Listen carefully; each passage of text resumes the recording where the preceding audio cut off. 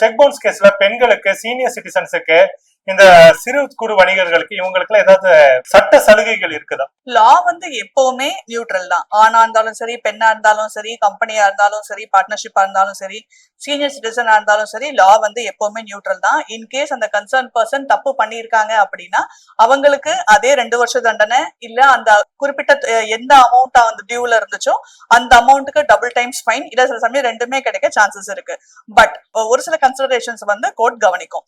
என்ன அப்படின்னா, இப்போ ஃபார் எக்ஸாம்பிள் அந்த பணம் கொடுக்க வேண்டியது ஒரு பெண்ணா இருந்தாங்க அப்படின்னா அந்த பெண் ஒரு கம்பெனில இல்ல ஒரு பார்ட்னர்ஷிப் ஃபார்ம்ல ஸ்லீப்பிங் பார்ட்னர்னு சொல்லுவோம். அதாவது பேரளவுல மட்டும் டைரக்டராவோ பார்ட்னராவோ இருந்தாங்க. அந்த கடன் கொடுக்க வேண்டிய டிரான்சாக்ஷனுக்கும் அந்த கன்சர்ன் பெண்ணுக்கும் சம்பந்தமே இல்ல அப்படின்னு கோர்ட்ல ப்ரூவ் பண்ணும் பட்சத்துல அந்த பெண்ணை வந்து எக்ஸம் பண்றதுக்கு வந்து சான்சஸ் இருக்கு.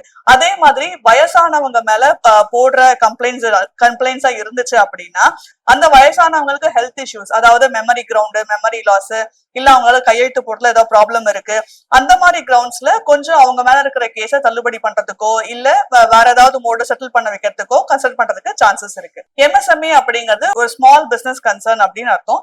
அந்த ஸ்மால் பிசினஸ் கன்சர்ன்ல முடிஞ்ச வரைக்கும் செட்டில்மெண்ட் அந்த மாதிரி கோர்ட் கன்சல்ட் பண்றதுக்கும் சான்சஸ் இருக்கு. என்னென்ன மெத்தட்ல முதல்ல ரெக்கவரி பண்ண முடியுமோ அதெல்லாம் வந்து கோர்ட் ட்ரை பண்ணும்.